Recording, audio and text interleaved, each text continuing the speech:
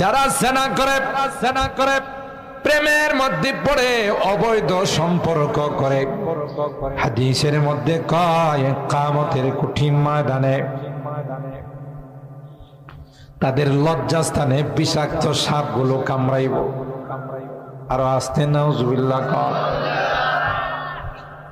কোন কোন বর্ণনায় আসে না দুইজনের লজ্জাস্থান থেকে দুর্গন্ধযুক্ত পুঁজ পড়তে থাকবে। গোটা কিয়ামতের ময়দানের মানুষগুলো দেখবে, হায় এই বদনসিবের দল কারা, যাদের লজ্জাস্থান থেকে দুর্গন্ধযুক্ত পুঁজ পড়তেছে। বলা হবে এরা আর কেউ নয়, প্রেম প্রীতির যুগল, যারা প্রেম প্রীতি কইরা অবৈধ সম্পর্ক করছে। তুমি বুঝবা না।